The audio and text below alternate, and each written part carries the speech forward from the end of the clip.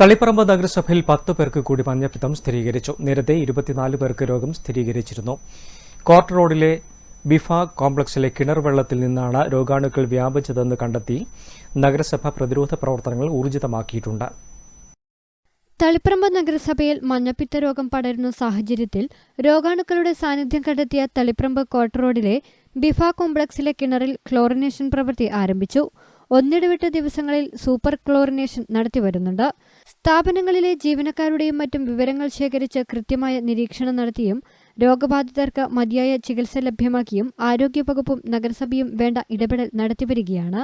10 പേർക്ക് കൂടി രോഗബാധ സ്ഥിരീകരിച്ചതോടെ മഞ്ഞപ്പിത്തം ബാധിച്ചവരുടെ എണ്ണം 34ആയി.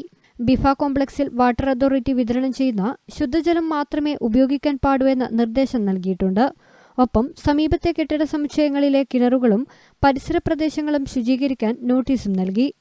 റെസ്റ്റോറന്റ്, ജ്യൂസ് കടകൾ എന്നിവിടങ്ങളിൽ ശുദ്ധജലം ഉപയോഗിക്കുന്നതായി ഉടമകൾ ഉറപ്പുവരുത്തണമെന്നും നിർദ്ദേശങ്ങൾ പാലിക്കുന്നുണ്ടോയെന്ന് കൃത്യമായ ഇടവേളകളിൽ പരിശോധന നടത്തണമെന്നും നഗരസഭാ സെക്രട്ടറി KP സുബൈർ അറിയിച്ചു.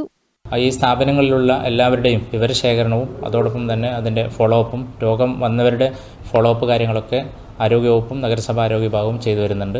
ആ പരിസരത്തുള്ള കിണറുകളിലൊക്കെയുള്ള സാമ്പിൾ ശേഖരിച്ച് പരിശോധനയ്ക്ക് അയക്കുന്നതിനുള്ള നടപടി ആരംഭിച്ചിട്ടുണ്ട്. അതോടൊപ്പം തന്നെ ഈ സംശയാസ്പദമായ ഈ കിണറിൻ്റെ സൂപ്പർ ക്ലോറിനേഷൻ 1-2 ദിവസങ്ങളിൽ നടത്തി വരുന്നുണ്ട്. ആ കിണറിൽ നിന്നുള്ള വെള്ളം പൂർണ്ണമായിട്ടും ഉപയോഗിക്കുന്നത് ഒഴിവാക്കിക്കൊണ്ട് വാട്ടർ അതോറിറ്റിയിൽ നിന്നുള്ള വെള്ളം മാത്രമാണ് ഇപ്പോൾ നിലവിൽ ആ കോംപ്ലക്സിൽ ഉപയോഗിക്കുന്നത്.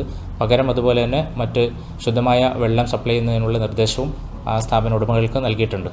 അതോടൊപ്പം അതിൻ്റെ പരിസരങ്ങളിൽ കണ്ടെത്തിയിരിക്കുന്ന കിണറുകളും പരിസരത്ത് മാലിന്യ കൂമ്പാരങ്ങളൊക്കെ തന്നെ നീക്കം ചെയ്യുന്നതിന് സ്ഥാപന ഉടമകൾക്കും അതുപോലെ കെട്ടിട ഉടമകൾക്കുമൊക്കെ തന്നെ നോട്ടീസ് നൽകിക്കൊണ്ട് നടപടി ആരംഭിച്ചിട്ടുണ്ട്. എന്തുതന്നെയായാലും ശക്തമായ ശുചിത്വ പ്രവർത്തനങ്ങളും അതോടൊപ്പം തന്നെ മാലിന്യങ്ങൾ നീക്കം ചെയ്യുന്നതിനും വലിച്ചെറിയുന്നവർക്കെതിരെയുള്ള കർശനമായ നടപടികളും സ്വീകരിച്ചുകൊണ്ട് രോഗം നിയന്ത്രണ വിധേയമാക്കുക എന്നുള്ളതാണ് എല്ലാവരുടെയും ശ്രദ്ധയിൽ വരേണ്ടത്. പ്രത്യേകിച്ച് കുടിവെള്ളം ഉപയോഗിക്കുന്ന തിളപ്പിച്ചാറിയ വെള്ളം ഉപയോഗിക്കുക. അതോടൊപ്പം തന്നെ പുറമെ ജ്യൂസ് കടകളിൽ നിന്നും കൂൾബാറുകളിൽ നിന്നും ഉപയോഗിക്കുന്ന വെള്ളം ശുദ്ധമാണെന്ന് ഉറപ്പുവരുത്തി അത്തരം സ്ഥാപന ഉടമകൾ അവരുടെ ഒരു ബാധ്യതയായി കണ്ടുകൊണ്ട് തന്നെ ശുദ്ധമായ വെള്ളം മാത്രം ഉപയോഗിച്ചുകൊണ്ട് ഇത്തരം പാനീയങ്ങൾ നിർമ്മിച്ച് നൽകേണ്ടതാണ്. അല്ലാത്തവർക്കെതിരെയുള്ള കർശനമായ പരിശോധനയും നടപടികളും നഗരസഭയുടെ നേതൃത്വത്തിൽ നടത്തിവരുന്നതാണ്. News bureau, Taliparamba.